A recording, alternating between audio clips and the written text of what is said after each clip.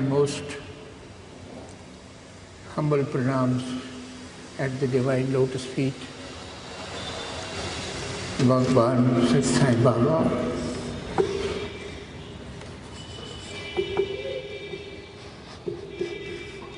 And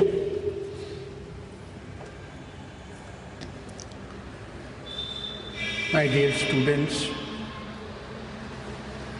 ladies and gentlemen,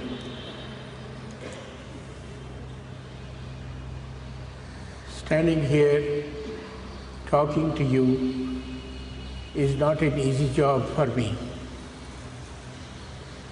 I have stood at this podium many times and spoke when Swami was by the side. When I speak today, I remember those moments. He is always with us, every one of us.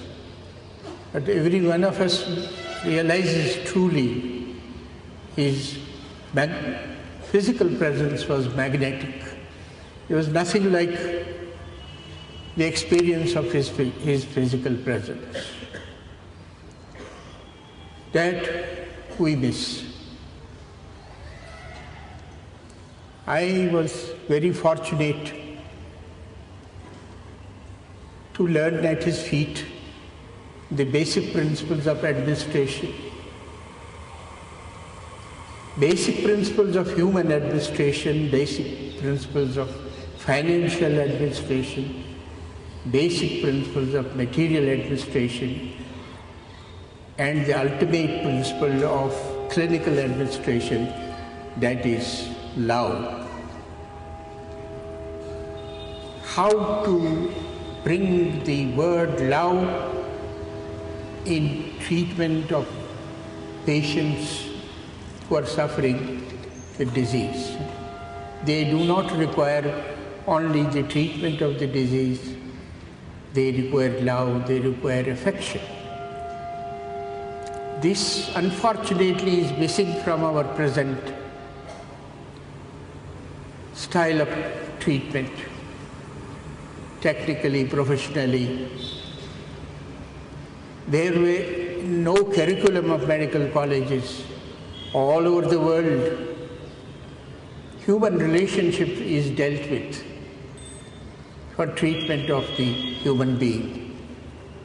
It was only Bhagwan Sri Sathya Baba who enunciated this principle, and this principle has come into being in practice in his so-called temples of healing, and I would call it the laboratory of healing with love. These hospitals are not only technically good from the point of view of equipment, from the point of view of building, from the point of view of personnel, and the free medicines, etc., that they are given, but they are also singular, the way the patients are dealt with, because all the staff tries to follow the path initiated for them by Bhagwan. But Bhagwan was this originator of the idea of humanization of medicine and make the hospital like a home. A patient should feel that he has not come to some place where he will be butchered, a place where he will be sort of inhumanly dealt with, but he will be dealt with love and care as if he was coming to his home. And the concept of hospital as a home to a patient, the concept of treating the patient love, the future generations of mic little closer, you can say. The future generations of the doctors to come will see this flourishing idea, this idea blooming, and this idea developing into a practical form all over the world. I have no doubt about it. And the origin was made by Bhagavan.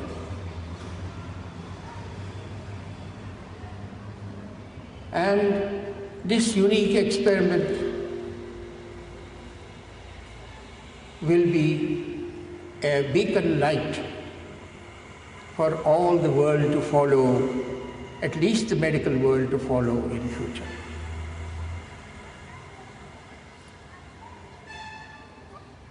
Bhagavan was a phenomenon, is a phenomenon, very mysterious phenomenon. Nobody can claim to have known him. Nobody can claim to interpret him. We weakly and meekly try to understand him and make whatever he says to us.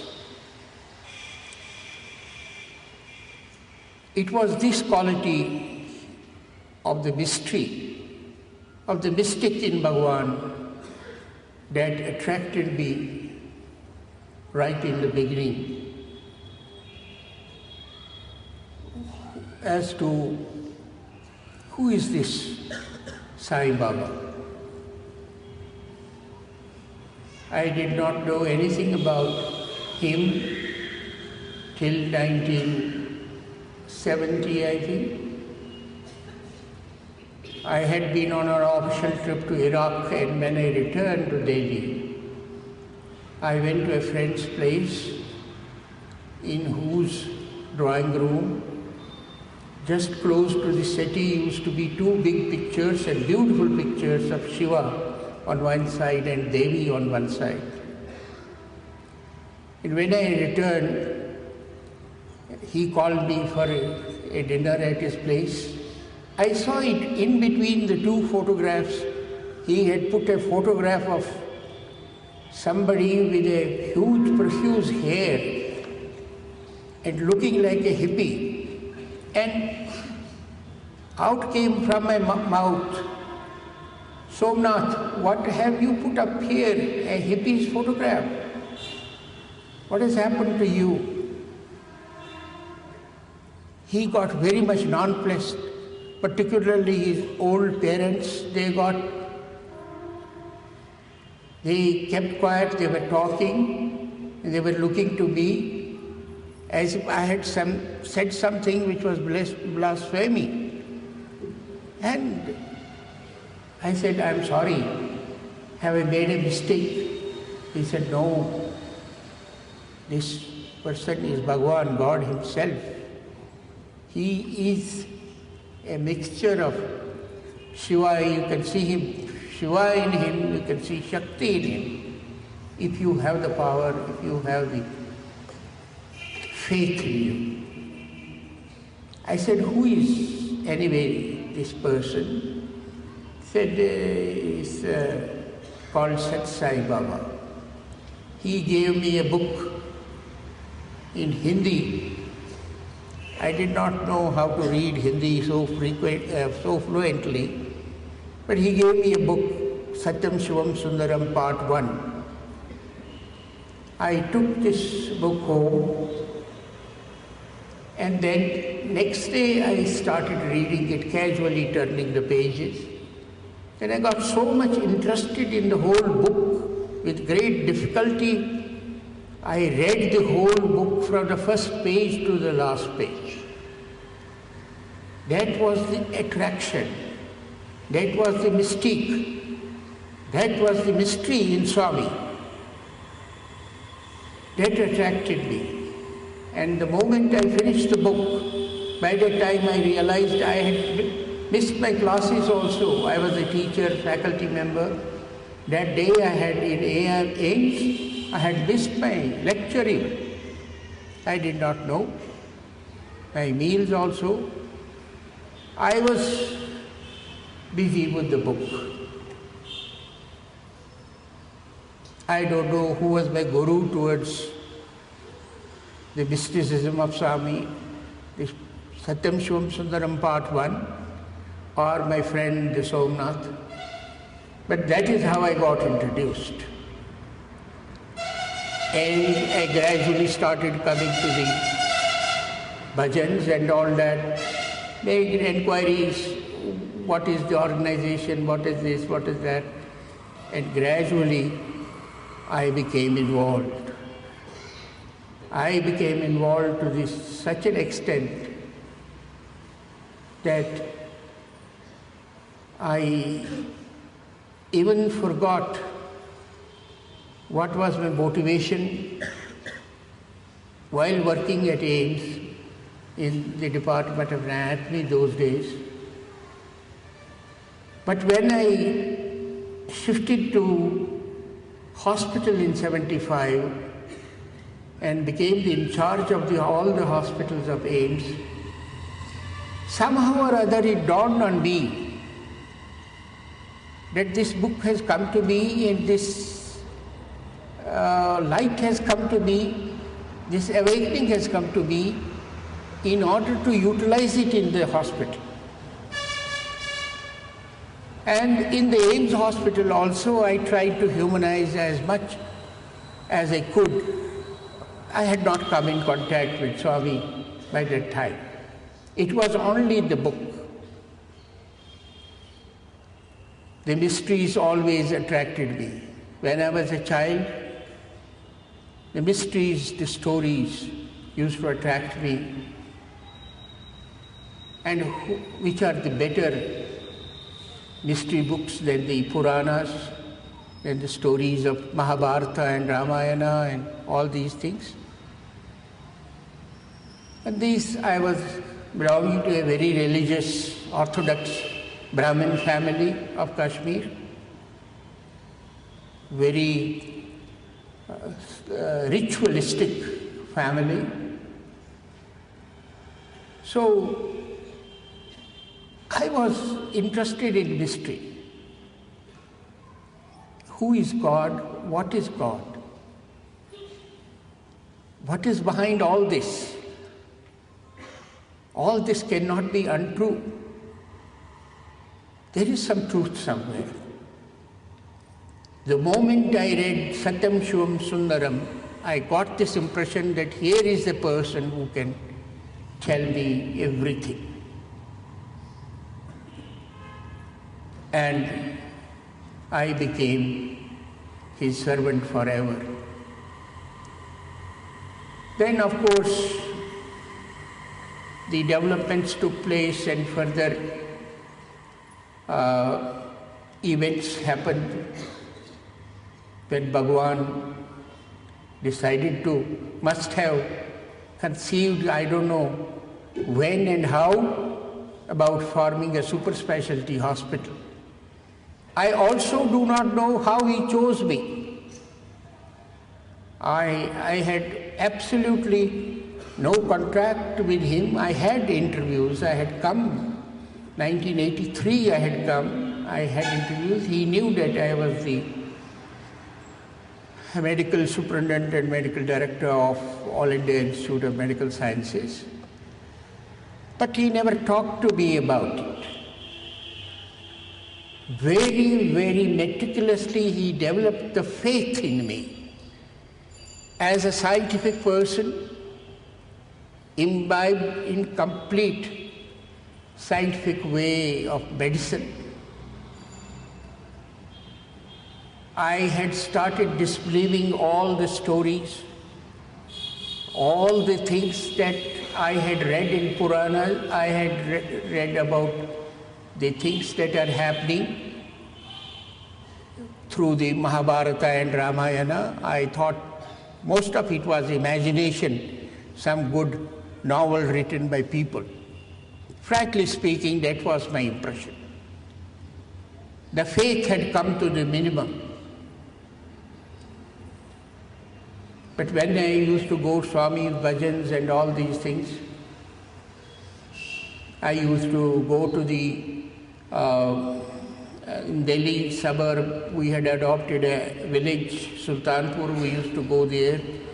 I used to give free medical treatment to the patients there. All through, gradually my faith started developing. And how did Swami did that? That in my life, I used to smoke a pipe, and very fond of smoking a pipe I was. It looked very fashionable. And once I had gone to a friend's place, another friend's place, a saintly person was there. He gave me some prasadam of cashew nuts, and I put them in a pocket. And when I tried to come out of, after all, listening to him for 1 hour or so, feeling a little bored, I came out, I tried to smoke the pipe. But this cashew nut got stuck up in the pipe. It would not allow me to fill in the pipe with fresh tobacco. So I had to reach home. With a knife, I could probably break the coconut, the cashew nut, and fill the pipe. When I took a knife and tried to open it, the pipe broke. Pipe broke. And thereby suddenly I realized that there is a message in this whole phenomenon. I should not smoke. God does not want me to smoke. By that time, attending the bhajans and beautiful bhajans of Swami, they are very attractive. This is the Swami's philosophy's cutting edge is the bhajan. Everybody is attracted to Swami primarily also apart from his own personality because of the bhajan. They had already started transforming me probably, and this idea suddenly came. I left all the smoking, all the social drinking, and everything else that goes with it, because being in Delhi at a very senior position would mean my having a lot of social life, which I was having, the dinners and lunches with people of eminence and people like ambassadors and all those things, and in those parties you get lots of these such things. I left everything. This was how the faith started. It was because of that little faith, quantum of faith, that I started making small sacrifices and walked ahead till I must have come to the degree that Swami wanted me to come to. And then in 1984, after we married our children, I came to Puttaparthi. I had my first interview and a series of interviews after that. In each interview, my ego was broken. In each interview, the whole idea was to show me the glimpses of the truth. I was having, it was some good function, I don't know, my birthday or something. I wanted to take a rose to Swami, and my wife said that you take it. I said, why don't you take it? We started quarreling about it a little. And ultimately I took it, and Swami called us for the interview. Luckily, Swami called us for the interview, and there he told me the whole story, that you started quarreling about the rose and who should carry it and all that. I thought to myself, this person is a very clever thought reader.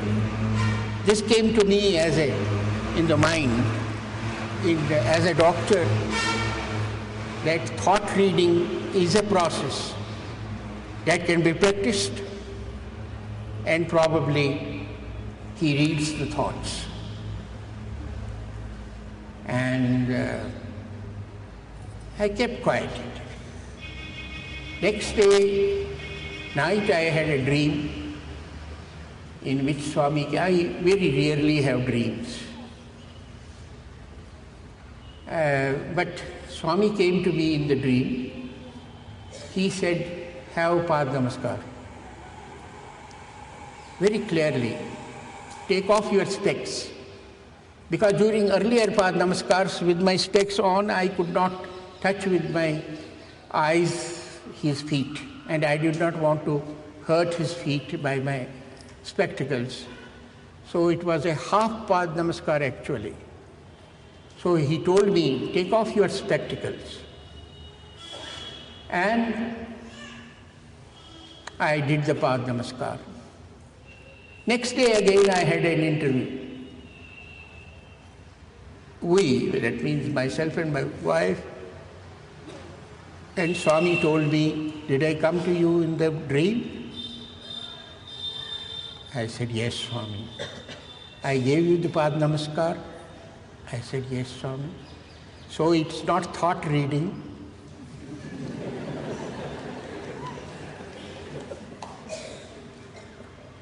So, from medical point of view, thought reading would come in the conscious brain, and it had gone deeper than that.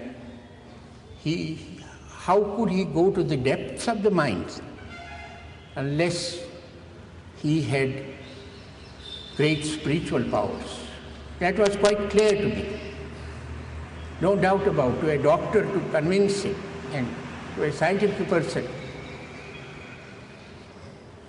So this is how my faith gradually he built up. Then ultimately on the day when hospital was to be opened, it's a big story, so many books can be written about it, my experiences, how we reached that stage. But anyway, when the hospital was to be opened, the operation theatre was not ready, in the sense that the colony count was very high in the operation theatres. The colonies we cultured. The culturing was done by Mrs. Prema Bhatt in a pressure cooker rather than in a incubator of proper type. Anyway, but I became very nervous. I lost all my wits. I came back home, must have been 9:30 from the hospital in the evening, and I started weeping at my bed. My wife came, and I rarely become emotional, but this is how it happened. And she was surprised, and she told me to have faith in Swami. The very Swami that has told you to do this, the very Swami who has built up all this, will just solve this small problem. Don't worry. Have faith in him. Have faith in him. And Swami spoke to me through him, through her. And I slept a little. Early in the morning, I rushed back to the operation theatre, rushed back to the hospital. What is the result of the culture? Absolutely negative. There were no bacteria.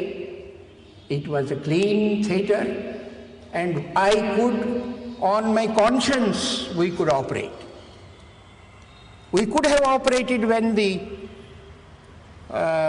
results were positive even, but that would be deceiving, that would not be a correct procedure professionally. But it was to be done scientifically, and it was to be done according to the rules, and Swami saw to it. I don't know what power did it. And when we were able to operate, 4 operations were done. And all the 4 were major operations of the heart. And all of them healed up very quickly, better than the international average for such operations. This is how my faith got strengthened. And the faith, I ultimately came to this conclusion that if there is a God, He is the God. He is to be followed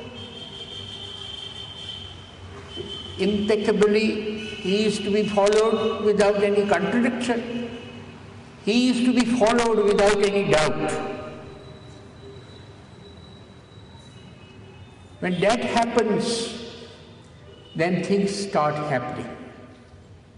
Then it is not you who are doing, but it is He who is doing. He takes over. There was a case, a medical case, sent for a very difficult operation. Some close relation of the Chief Minister of Andhra Pradesh at that time, I don't remember the name,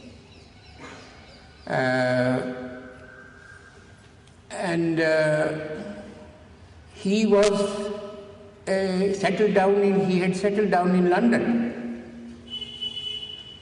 and he had a heart trouble. He had a heart attack. Angiography etc. was done, and it was thought that he should undergo the coronary bypass surgery. But the London hospitals refused to do the coronary bypass surgery because his lungs were very bad. He was a chain smoker, and then he had other ailments.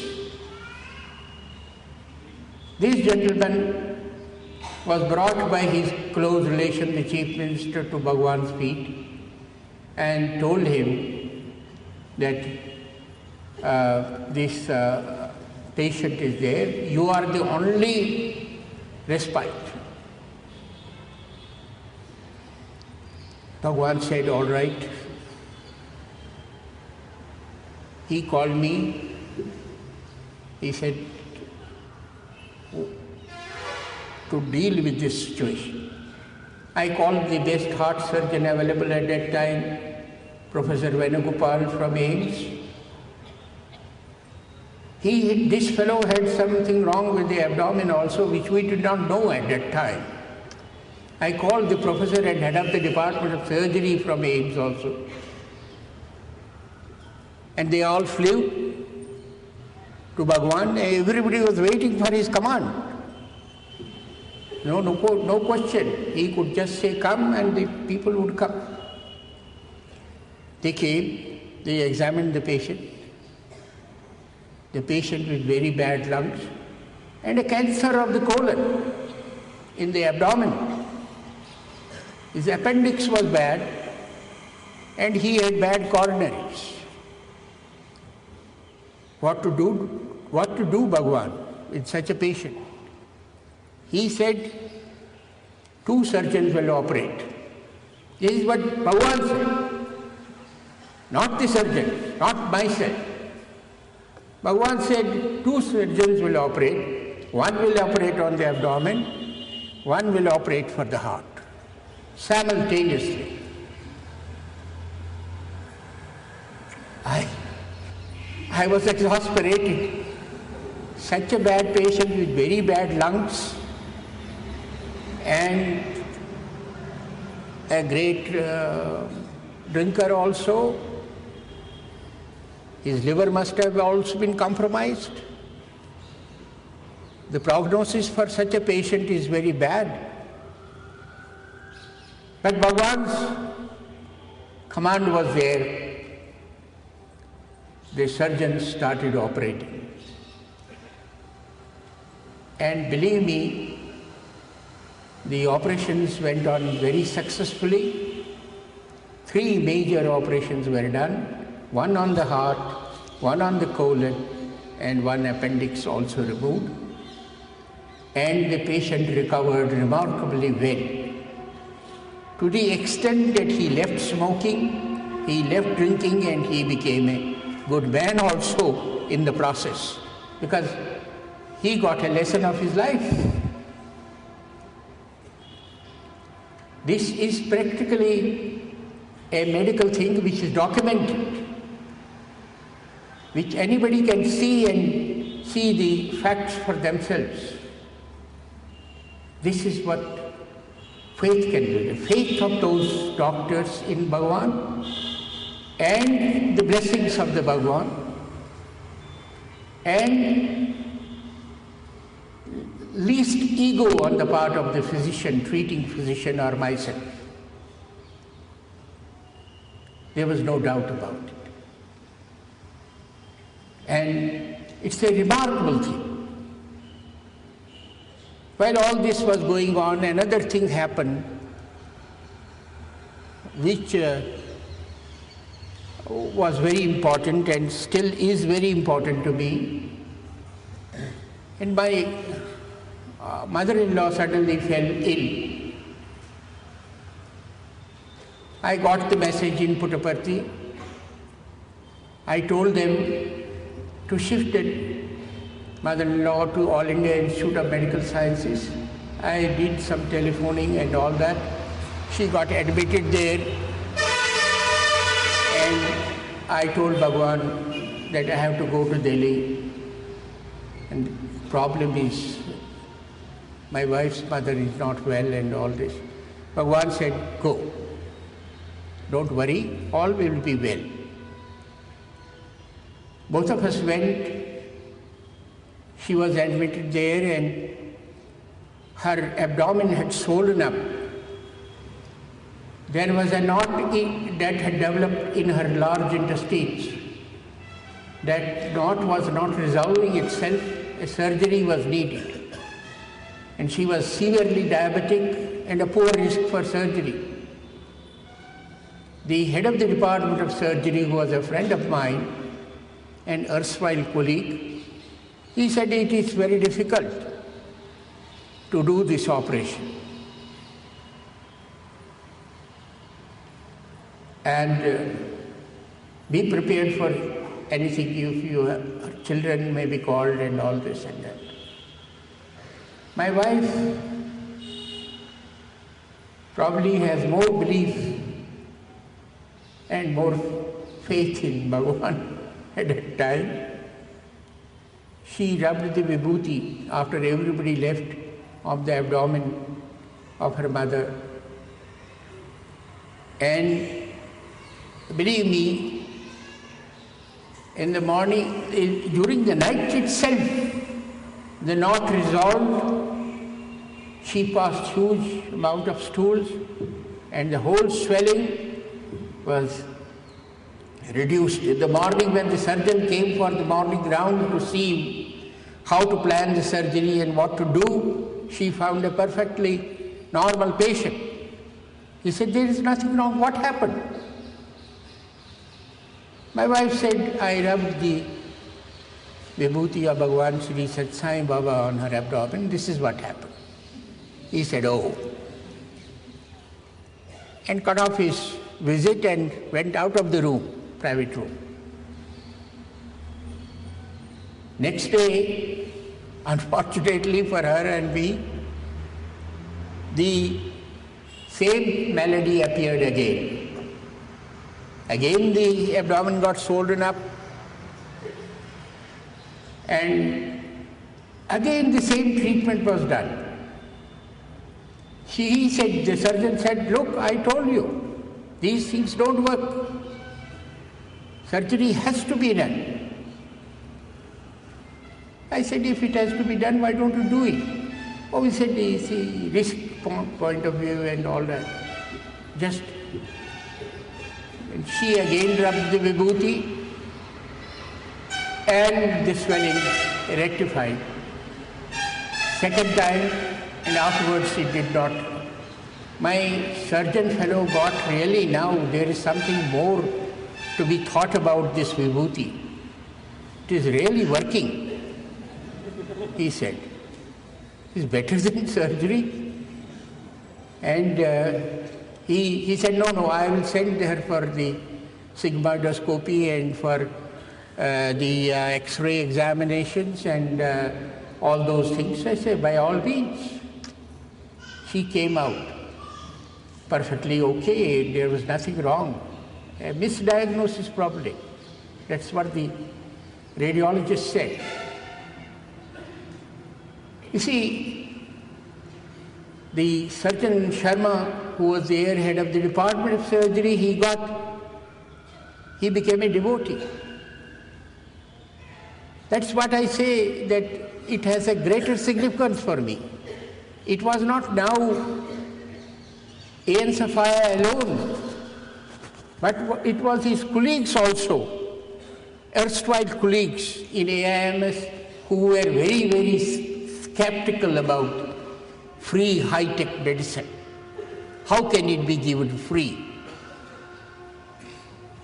And how will it work? They saw it working. And Swami became a household name in AIMS because of such things. And there many doctors started now traveling to, ringing me up, kindly make arrangements for me for the accommodation and for sitting. We want to have darshan of Swami and all this thing. You see how this change took place. This how faith developed. And this is what is lacking. In the medical profession, everything can be done, but this faith in God and faith in divinity, faith in love has disappeared. That faith has to be regenerated, that has to be recreated. That was the whole idea of creating these two super specialty hospitals, that even in high degree of medical specialization, it is possible to give free medicine. And it's possible to give free medicine with love and care. This is the journey to Swami, journey to divinity, step by step on the path of developing, you see, faith. You have trust in him, and if you walk one step, he will walk 10 steps. All these, there are innumerable amount of examples which I can quote, for which I quoted these examples because these are recorded. Medical records are in the form of records, which any one of you can go and check the veracity and the truthfulness of these records. And this is not an imagination or psychophancy on my part, but this is really what has happened, and it's recorded medical facts. So these are the main features of my being with him and my journey towards divinity, that was Bhagwan incarnate himself. And Bhagavan gave me the ultimate experience of being with him, being with us and my colleagues in the super specialty hospital of Prashantigram during his last 28 days. We had the glimpse, apart from anything else, apart from our feelings, apart from what was going on, we had the glimpse of an ideal patient. All sorts of maneuvers and procedures were done on him. Cardiac catheterization, aortic balloons, venisections, tracheostomy. Bhagavan never even winced, tolerated it like I have never seen any patient doing it.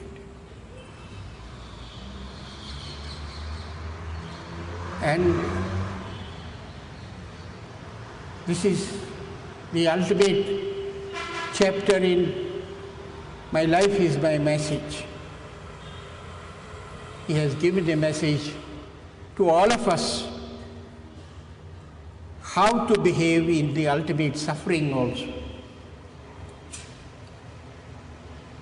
He must have been suffering as the human body is going. But he never winced. He never even raised a finger. He never moaned.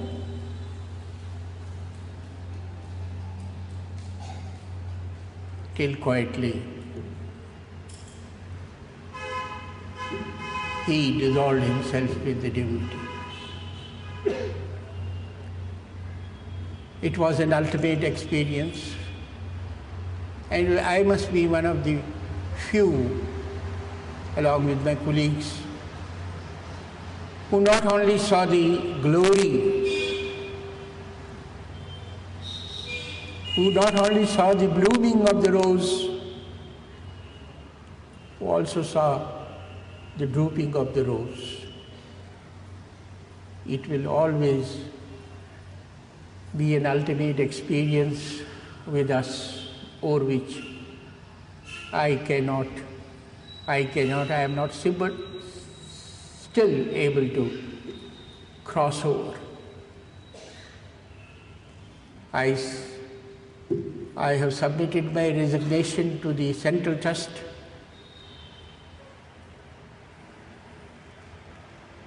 for not being the director,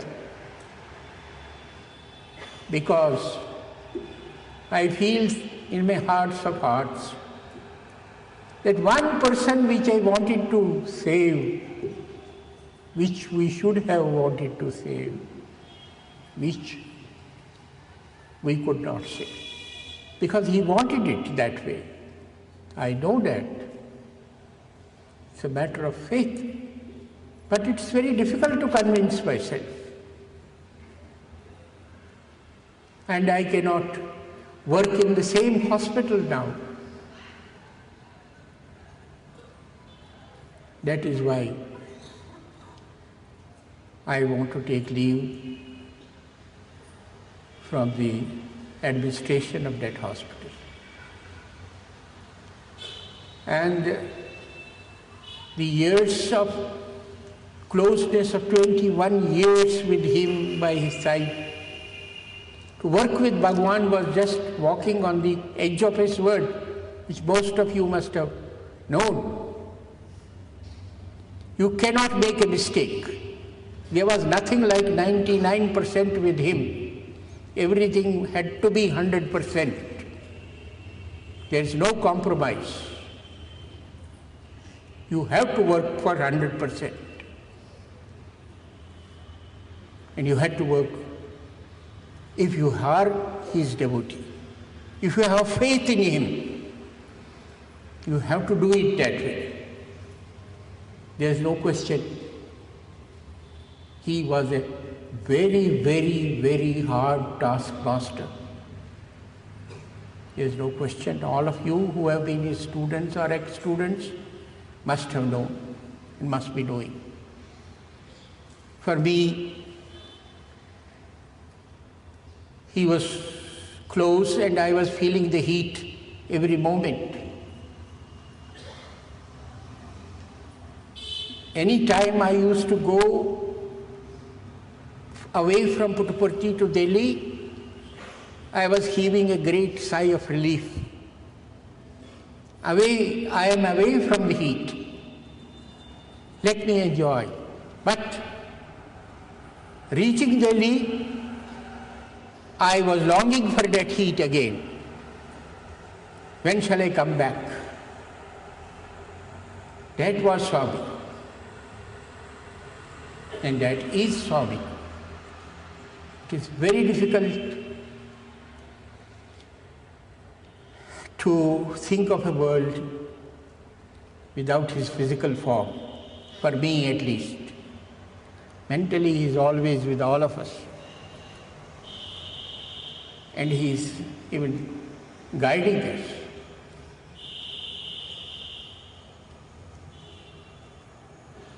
And the only message that I have for the students is that the mission which he started, the purpose of the mission, don't go over the enunciates, but at the depth of the mission, the purpose of the real purpose of the mission, you kindly stick to that. In whatever walk of life you are, whether in business, whether in government service, whether in any place, spread the Swami's knowledge, Swami's words and Swami's message of love.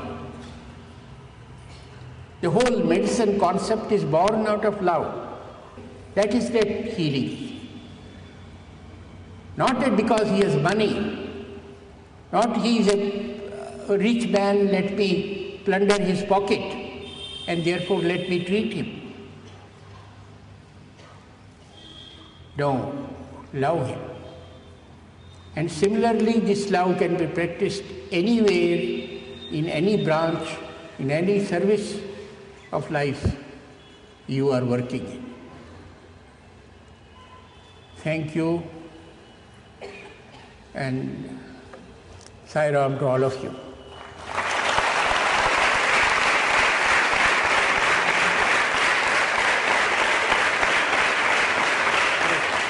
Any questions or anything? There is probably no such precedent. Right. Thank you.